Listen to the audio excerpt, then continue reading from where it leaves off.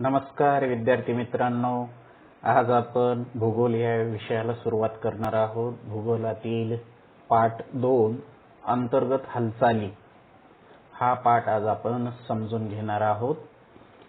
तर पृथ्वीवर काही वेळेस वेगवेगळ्या नैसर्गिक घडामोडी होत असतात। उदाहरणार्थ महापूर, वादळे, हिमवर्षाव, अतिवृष्टी इत्यादी।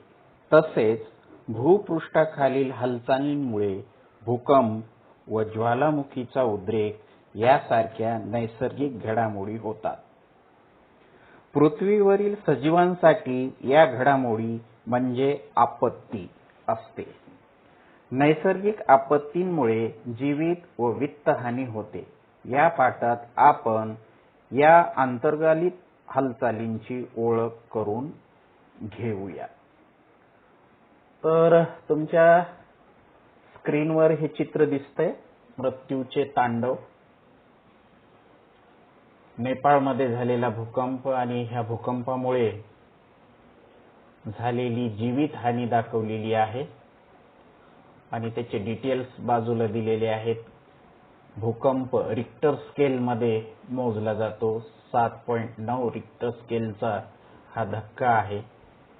त्याच्यानंतर 6.6 रिक्टर स्केलचा धक्का बसलेला आहे। भारतातही जवळपास 22 राज्यांमध्ये हे हादरे बसलेले आणि याच्यामुळे खूप मोठी नैसर्गिक आपत्ती आलेली। तर नैसर्गिक आपत्ती म्हणजे काय? तर प्रचंड प्रमाणात जीवित आणि वित्तहानी होणे नैसर्गिक कारणांमुळे। मग ती वेगवेगळी कारणं असू शकतात। तर ह्या पहिल्या स्क्रीनवर जर तुम्ही बघितलं तर भूकंप व ज्वालामुखी यासारख्या नैसर्गिक आपत्ती भूपृष्ठांतर्गत हालचालींमुळे उद्भवतात आणि आताच आपण बोलल्याप्रमाणे नैसर्गिक आपत्तीमुळे मोठ्या प्रमाणात जीवित आणि वित्तहानी होते। तर आता थोडंसं आपण पुढे जाऊया। हे नैसर्गिक आपत्ती ज्वालामुखीचं हे एक चित्र आहे। तर आपण हे समजून घेण्याचा प्रयत्न करूयात की भूपृष्ठांतर्गत हालचालींचं स्वरूप नेमकं काय असतं। तर भूकंप व ज्वालामुखी या घटना पृथ्वीच्या अंतरंगातील अस्थिरतेमुळे घडतात। ही अस्थिरता पृथ्वीच्या अंतरंगातील हालचालीमुळे निर्माण होते। भूपृष्ठांतर्गत हालचाली मुख्यतः प्रावरणाच्या वरच्या थरात होतात। प्रावरणातील किरणोत्सारी पदार्थातून प्रचंड प्रमाणात ऊर्जा निर्माण होत असते। या ऊर्जा लहरी एका ठिकाणाहून दुसऱ्या ठिकाणी जात असतात। ऊर्जेच्या अशा प्रवाहामुळे पृथ्वीच्या अंतरंगात अस्थिरता निर्माण होऊन हालचाली होतात। अंतर्गत भूहालचालींचे वर्गीकरण गती, दिशा व भूरूपावर आधारित केले जाते। तर स्क्रीनवर काही प्रमुख मुद्दे आहेत जे की आता आपण जी चर्चा केली त्या चर्चेनंतर पुढे येणारी ही मुद्दे। भूपृष्ठांतर्गत हालचाली मुख्यतः प्रावरणाच्या खालच्या थरामध्ये घडतात। प्रावरणातील किरणोत्सारी पदार्थातून प्रचंड प्रमाणात ऊर्जा निर्माण होत असते आणि या ऊर्जा लहरी एका ठिकाणाहून दुसऱ्या ठिकाणी जात असतात। ऊर्जेच्या अशा प्रवाहामुळे पृथ्वीच्या अंतरंगात अस्थिरता निर्माण होऊन ज्या हालचाली घडतात त्याला भूपृष्ठांतर्गत हालचाली असे म्हणतात। तर भूपृष्ठांतर्गत हालचालींचं वर्गीकरण थोडंसं स्क्रीनवर जर तुम्ही हा चार्ट बघितला, तक्ता बघितला, अंतर्गत भू हालचालीचं वर्गीकरण करण्याचा प्रयत्न केलेला आहे आणि त्याला आधार घेतलेला आहे गती, दिशा आणि भूरूपे। तर गती याच्यावरून जर भूअंतर्गत हालचालीचं वर्गीकरण केलं तर मंद भू हालचाली ज्या की सातत्यानं होणाऱ्या असतात, म्हणजे पृथ्वीच्या आत सतत या हालचाली चालू असतात आणि त्या सतत चालू असतात, त्यामुळे काही भूरूप तयार होत असतात, उदाहरणार्थ पर्वत व खंडांची निर्मिती. तर दुसरी हालचाल शीघ्र भू हालचाल. ही शीघ्र भू हालचाल घटनेच्या स्वरूपात होणारे असतात. उदाहरणार्थ नेपाळमध्ये झालेला जो भूकंप आहे अचानक होतोय, किंवा मग एखाद्या ज्वालामुखीचा उद्रेक होतोय, तो अचानक होतोय. तर अशा पद्धतीनं हालचाल भूपृष्ठांतर्गत जी काय हालचाल आहे त्याची गती, त्यावरून दोन प्रकार, मंद भू हालचाली आणि शीघ्र भू हालचाली. मंद भू हालचाली सातत्यानं होणाऱ्या असतात आणि शीघ्र भू हालचाली घटनेच्या स्वरूपात होणाऱ्या असतात. मंद भू हालचालीचं उदाहरण म्हणजे पर्वत व खंडांची निर्मिती. तर शीघ्र भू हालचालींमध्ये भूकंप किंवा ज्वालामुखी. आता ज्या पद्धतीनं भूपृष्ठांतर्गत ऊर्जा लहरींची गती, त्यावरून आपल्याला वर्गीकरण करता आलं, तसंच भूपृष्ठांतर्गत ऊर्जा लहरींची दिशा, नेमक्या ह्या लहरी कोणत्या दिशेला वाहतात, वहन करतात, त्यावरून सुद्धा आपल्याला भूपृष्ठांतर्गत हालचालीचं वर्गीकरण करता येते.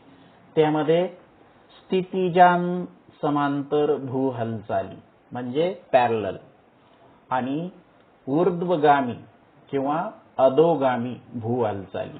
ऊर्ध्वगामी म्हणजे पृथ्वीच्या गाभ्याकडून भूपृष्ठाकडे आणि अधोगामी म्हणजे भूपृष्ठाकडून पृथ्वीच्या गाभ्याकडे. अशा पद्धतीनं दिशेवरून सुद्धा आपल्याला दोन प्रकार करता येतात. आणि तिसरं भूरूप म्हणजे पृथ्वीवर नेमके कोणते भूरूप तयार होत आहेत याच्यावरून सुद्धा आपल्याला भूपृष्ठांतर्गत हालचालीचं वर्गीकरण करता येते.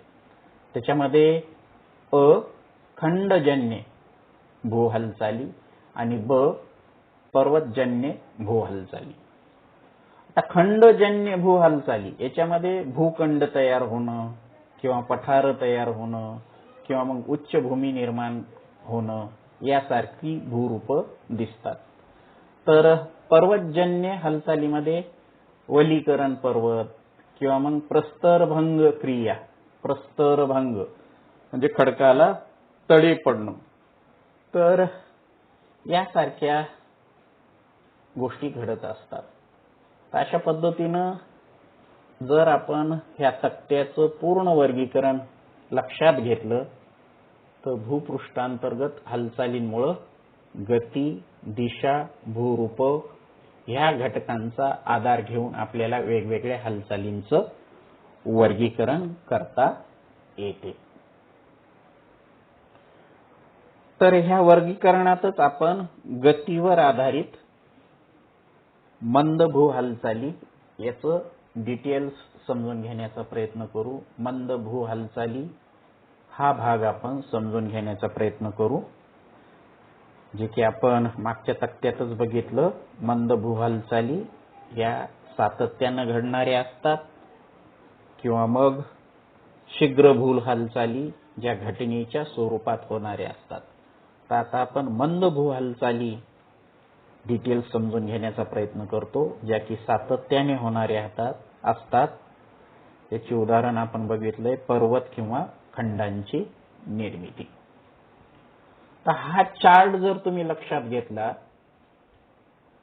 तर ह्या चार्टचे 3 भाग केलेले आहेत: परिणाम, दाब आणि ताण. लहरींच्या हालचालींची दिशा जर एकमेकाकडे येणारी असेल तर परिणाम काय, किंवा मग लहरींची दिशा एकमेकांच्या विरुद्ध असेल तर काय.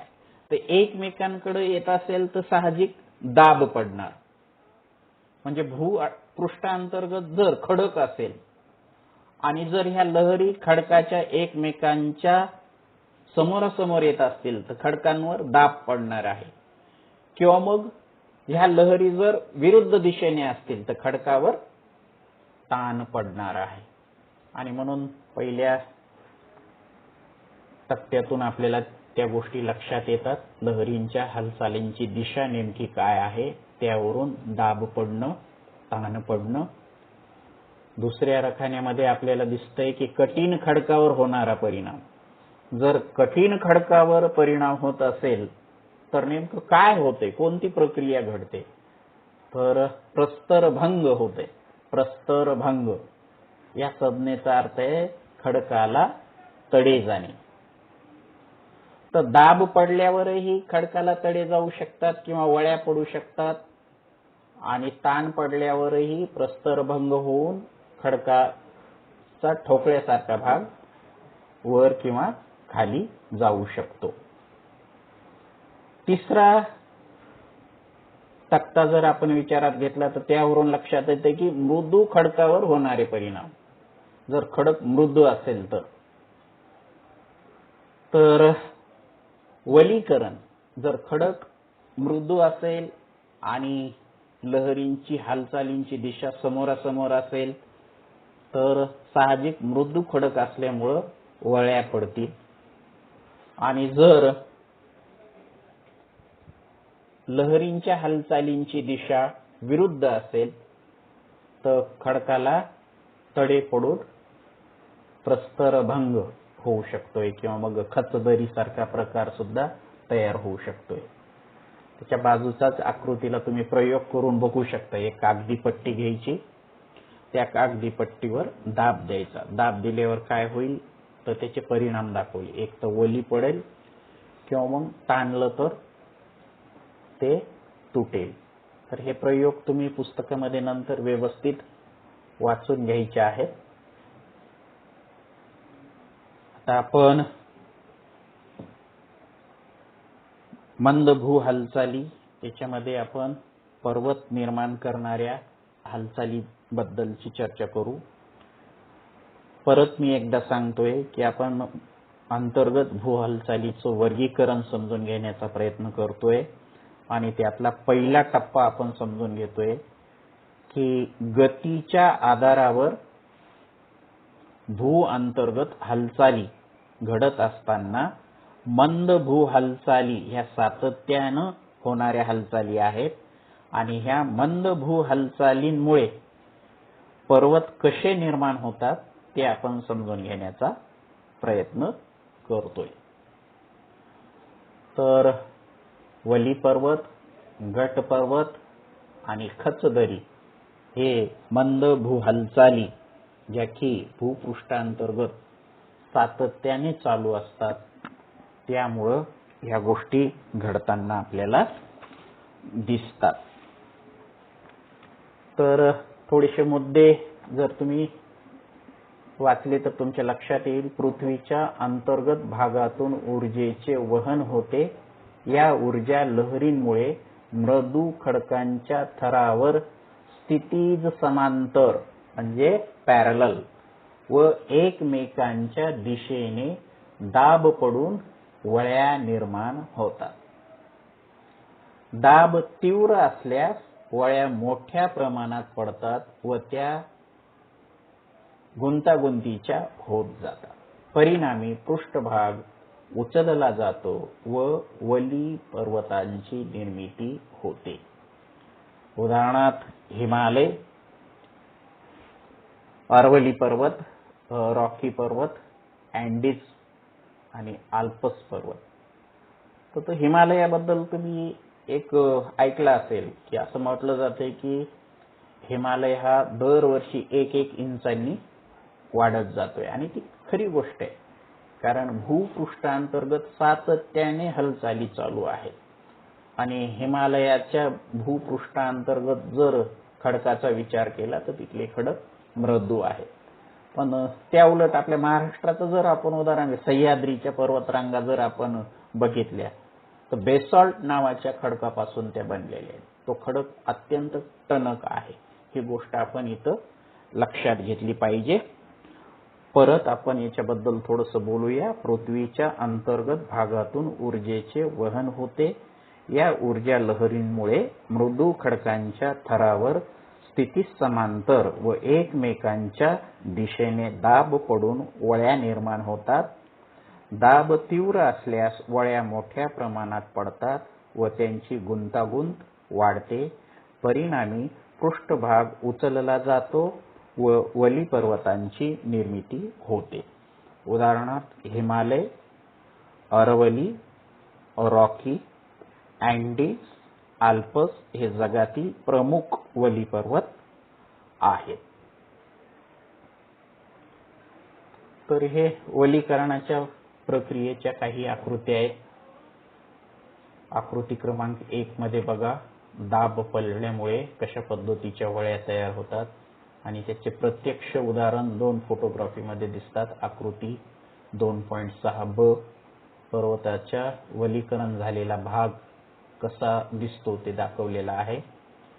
आणि आकृती क्रमांक 2.7 हिमालय या वली पर्वताची प्रतिमा दाखवण्याचा प्रयत्न केलेला आहे.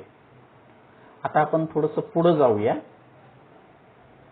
आता आपण गट पर्वताबद्दलची चर्चा करूया.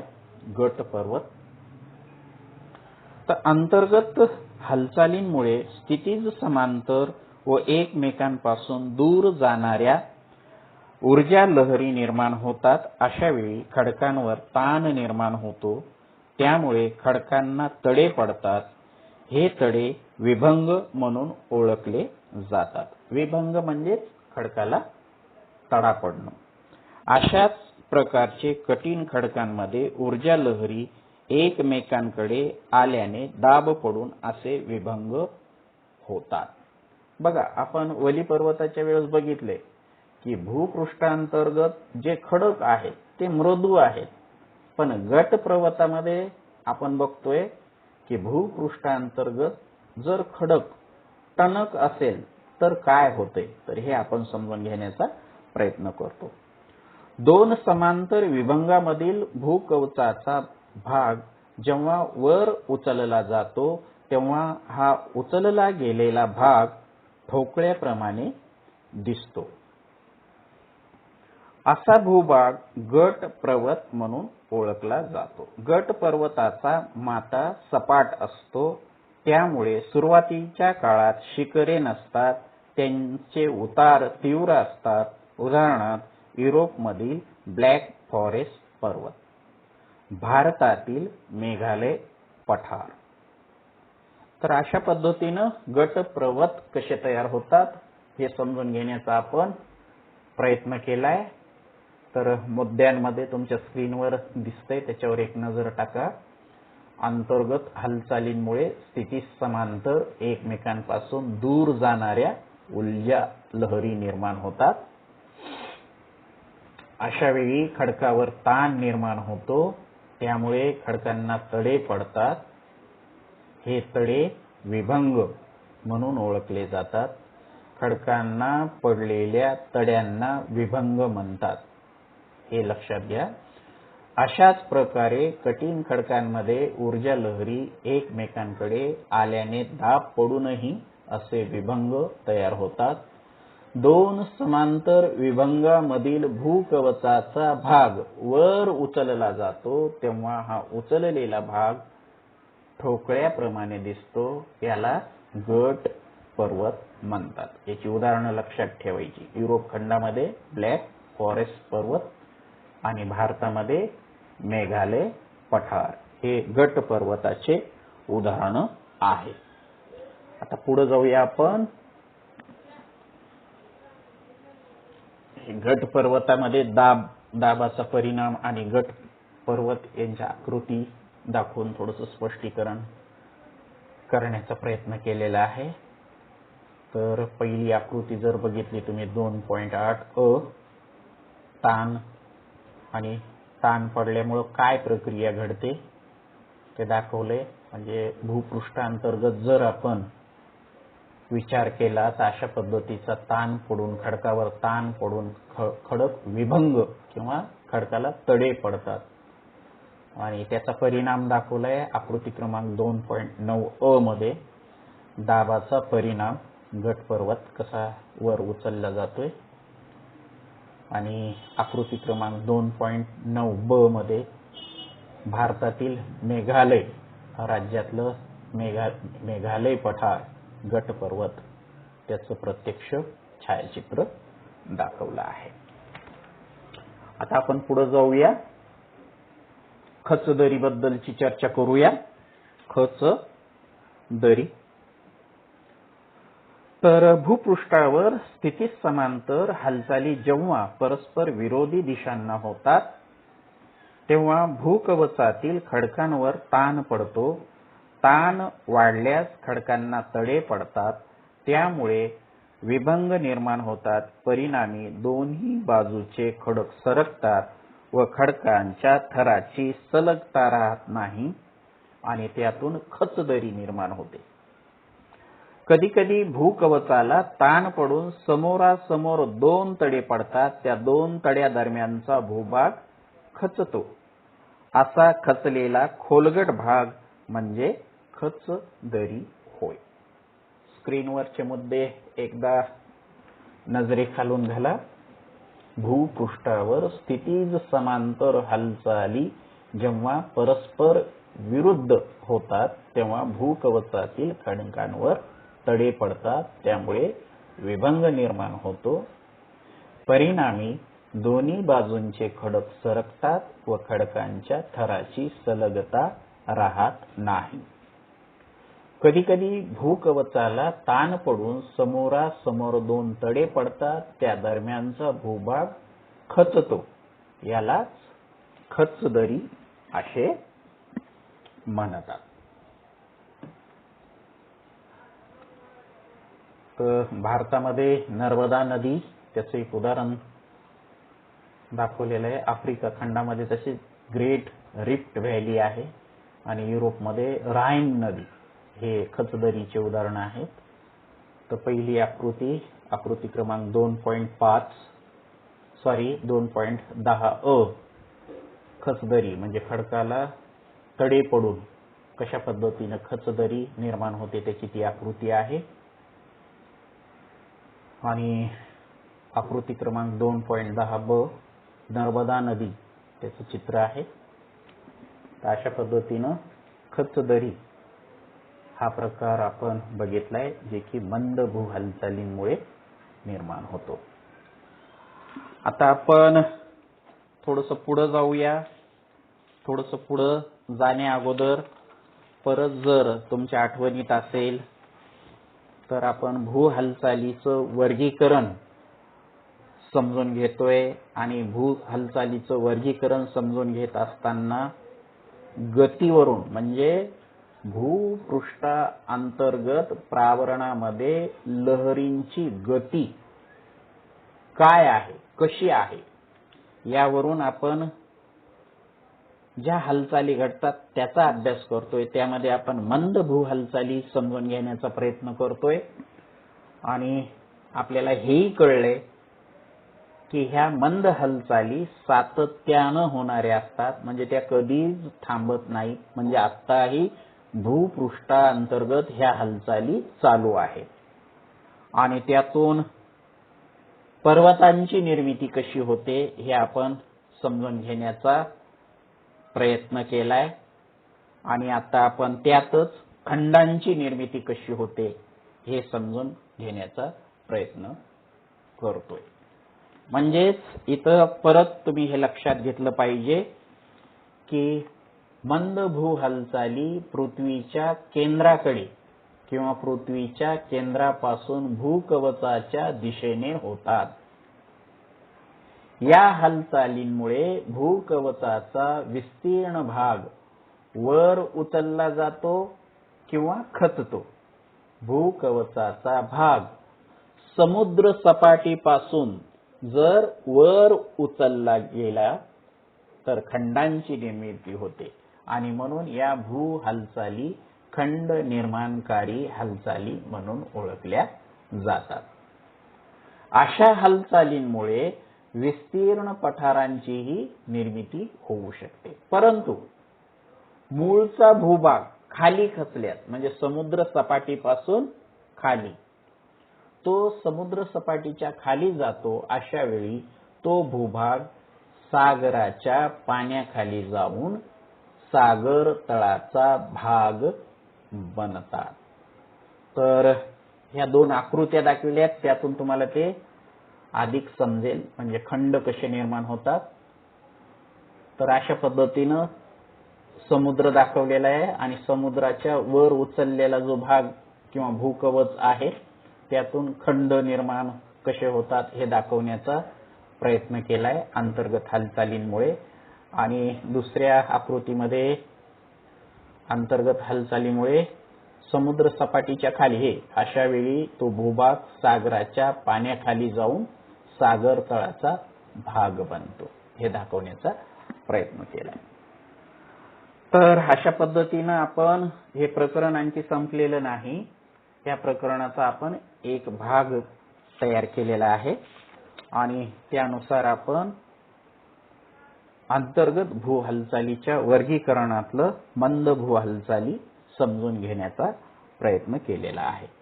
याच्यातला दुसरा भाग आहे शीघ्र भू हालचाली, जे की आपण दुसऱ्या भागामध्ये समजून घेण्याचा प्रयत्न करूया. या शीघ्र भू हालचाली कशा घडतात तर घटनेच्या स्वरूपात.